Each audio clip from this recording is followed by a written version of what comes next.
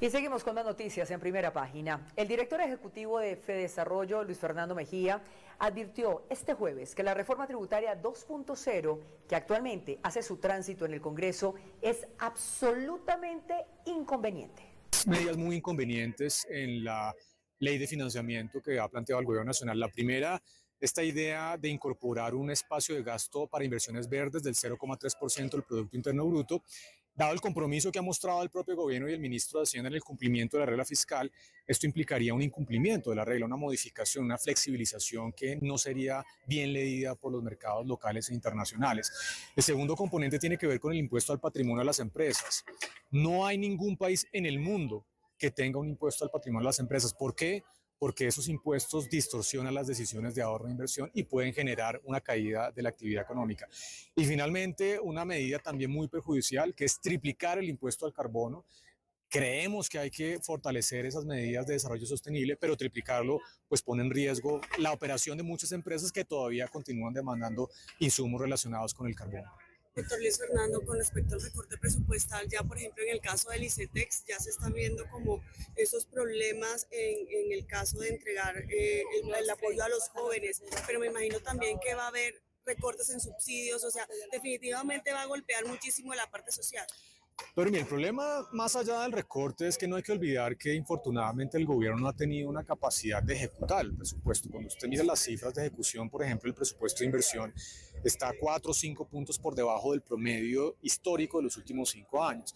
Entonces, si bien hay que hacer un esfuerzo por recortar el presupuesto, también hay que hacer un esfuerzo importante por acelerar la ejecución del presupuesto recortado, que no ha sido el caso en los últimos 2 años. Entonces, más que pensar las afectaciones que esto puede generar en ciertos programas educativos o sociales, lo que hay que hacer es tener una capacidad de gerencia desde el gobierno nacional para poder ejecutar el presupuesto de manera rápida y eficiente. Es decir, que se podría, o sea, está la plata para cubrir esas necesidades sociales.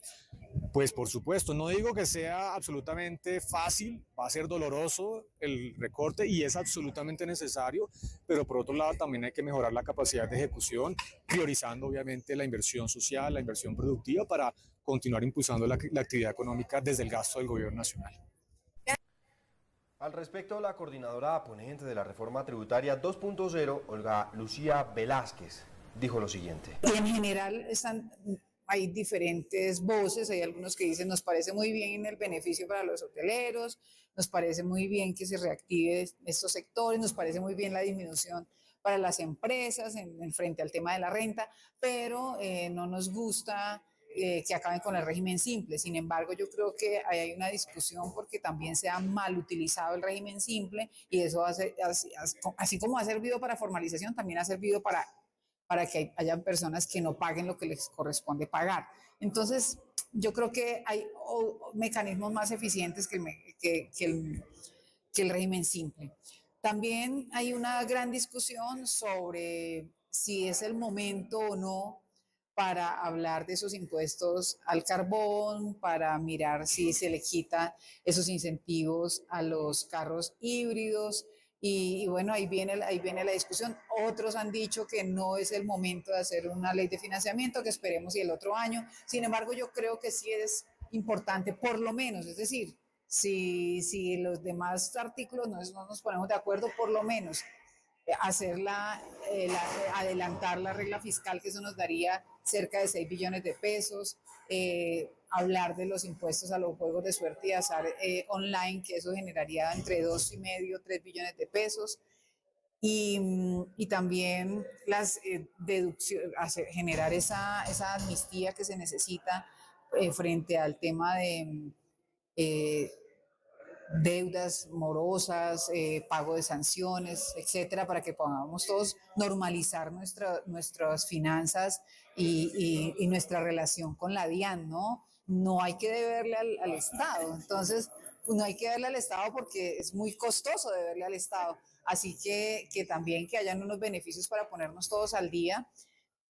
Y eso sería para mí como, por lo menos, bueno, colocar la disminución de la renta de las empresas de manera progresiva. Serían como esos 5 elementos que mínimo para mí deberían ir dentro de esa ley de financiamiento. Y hay cierto consenso. El ministro de Hacienda decía que había buen recibo con el tema de la regla fiscal y el impuesto a las plataformas. Pero ustedes como congresistas sí han llegado como a algún consenso, digamos, de que ya No, hoy creo que hablarte que ya llegamos a un consenso no puedo decirlo, pero el lunes yo creo que sí vamos a llegar a algunos consensos. Para mí estos 5 elementos serían fundamentales, incluirlos dentro de la ley de financiamiento, y los demás de mucha discusión podríamos dejarlo para otro momento, pero estos creo que le daría cerca de 15 a 18 billones de pesos que hoy no se tienen.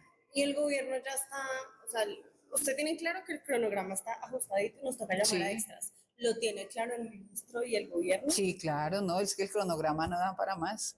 O sea, estamos con los tiempos muy ajustados. Entonces, la idea es la otra semana terminar de construir la ponencia y Sí. radicarla la otra semana. Radicarla la otra Para semana. empezar a discutir la La siguiente semana, que ya es la última semana de noviembre, nos quedaría, recuerden que hay que esperar 8 días para radicarla en la plenaria, hacer la discusión, ahí nos llegó diciembre. Nati, llegó Manuel, vamos a traernos un gorrito Y de- extra.